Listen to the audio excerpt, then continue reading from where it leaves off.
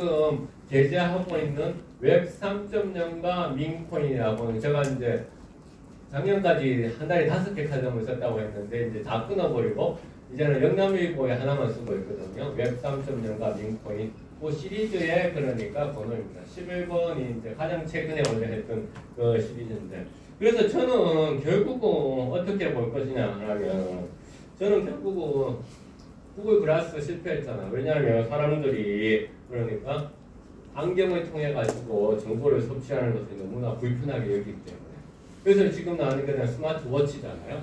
스마트워치가 성공할 것인가?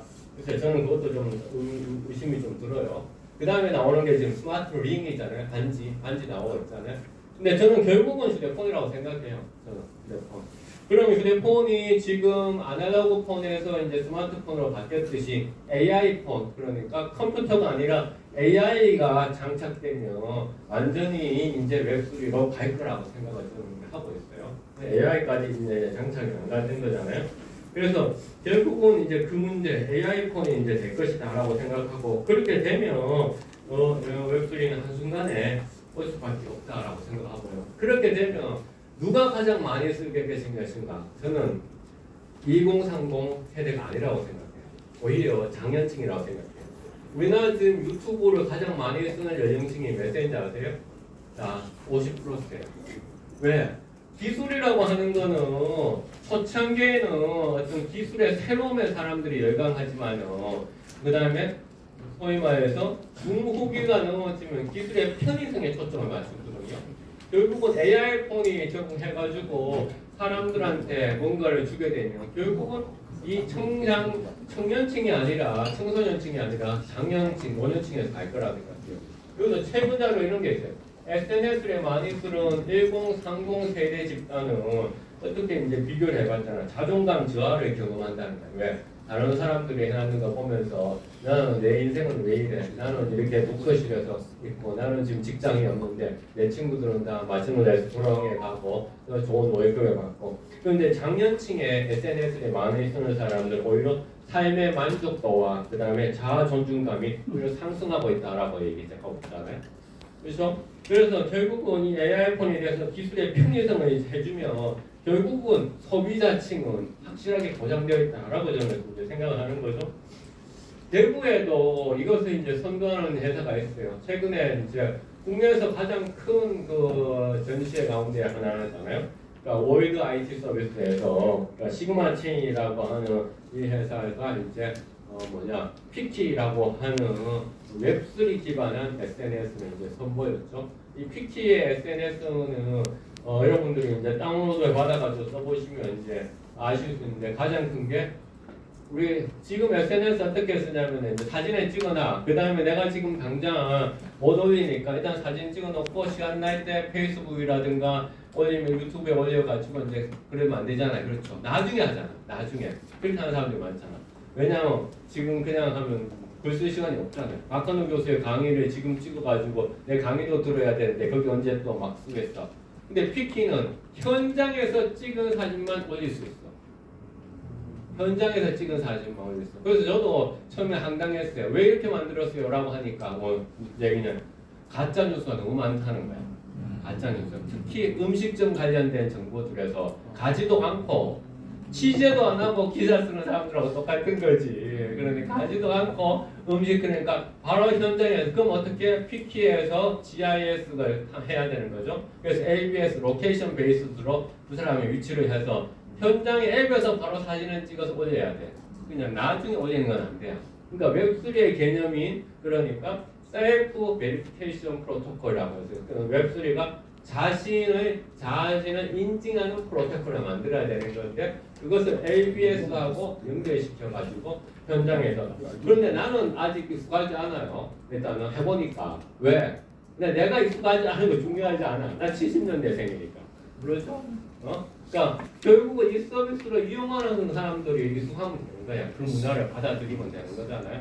그래서 이 피키와 그 다음 이것을 또 메타버스로 연결을 했는데 이 메타버스가 사이월드하고 비슷하게 돼 있어. 그 왜 그런가 봤더니만 이 개발자가 사이월드 개발자더라고요. 그래서 사이월드로 이제 해놨는데 사이월드가 가지고 이제 그 메타버스는 공간의 개념이잖아. 근데 이 사람들은 공간의 개념을 안 쓰고 룸, 방의 개념을 쓴다는 거죠.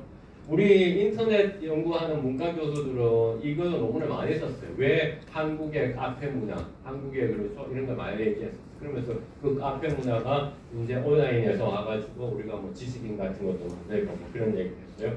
그 다음에 이런 이제 것은 이제 대구에서 있는 회사인데 전 세계적인 회사가 있다라는 말씀을 드리고요.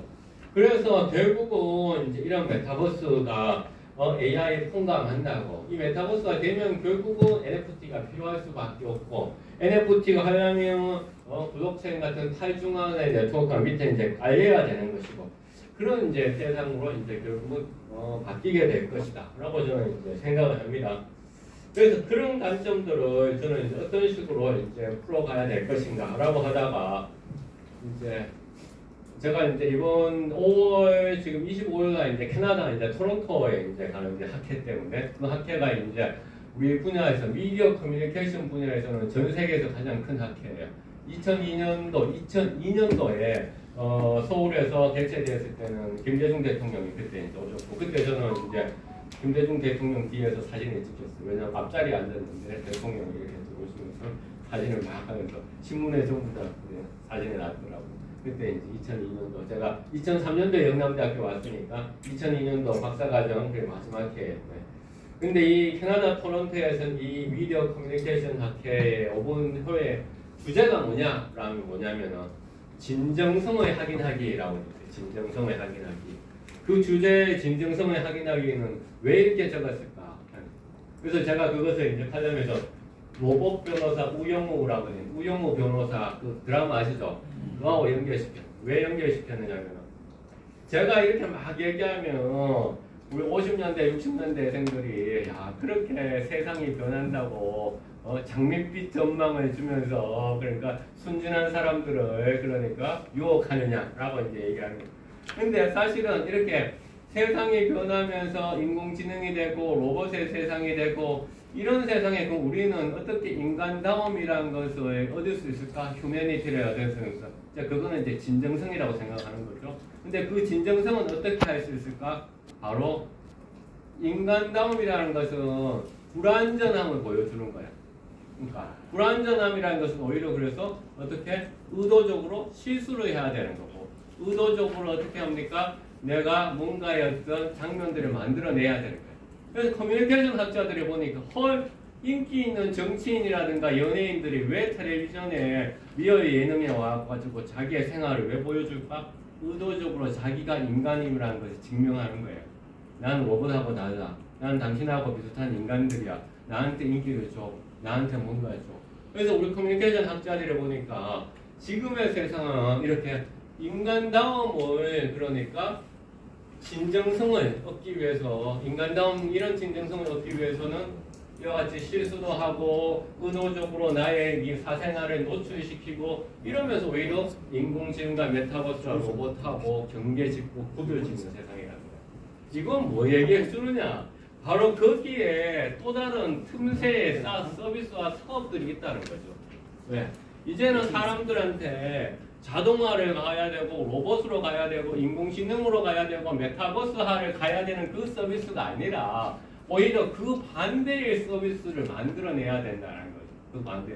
마치 피키라는 그 서비스가 당장 이 자리에서 찍어서 올리는 사진만을 우리한테 올릴 수 있어라고 얘기하는 것처럼 인간다움은 어떻게 확보할 수 있을 것인가 라는 것을 우리는 갈 수밖에 없다는 거예요. 그래서 이런 문제가 이제 생기는 거예요. 이건 이제 제가 학교에서 가르치는 교과서의 슬라이드의 한 장이에요. 그러니까 우리가 교과서에서 이런 얘기 어떻게 하면 사람들한테 신뢰성을 얻을 수 있을까? 사람들한테 어떻게 하면 뭔가의 인정을 받을 수 있을까? 그러려면 우리가 진실하기도 해야 되지만 또한 전문성도 있어야 되잖아요. 그러니까 제가 능력만 좋다고 해서 사람들한테 신뢰성을 받을 수 있는 거 아니잖아요. 존경을 받을 수 있는 거. 저도 이제 진실성이 있어야 됩니다. 그러니까 진실성과 전문성 사이에 저희 어떤 두 가지를 갖추려고 노력을 해야 되는 거죠. 그래서 이 슬라이드에서도 제가 학교에서 인간 컴퓨터 상호작용과 인포그래픽스라는 과목을 이제 이번 학기에도 가르치고 있거든요. 그러니까 인간 컴퓨터 상호작용과 했을 때 여기에서 중요한 것은 컴퓨터가 아닌 거죠. 인간을 이제 보는 거죠. 그러면 컴퓨터라는 장치도 인간한테 어떻게 유용한 도구이기도 하지만은 어떻게 모든 걸 그러니까 우리한테 사용하기 쉬운 그런 것이 있고요. 그 다음에 감성도 중요한 거잖아. 그래서 처음에는 사람들이 이러한 그 유용성, 도구로서 얼마만큼 새로운 기능을 제공하느냐에 막 열광을 해요. 그러다가 시들어져.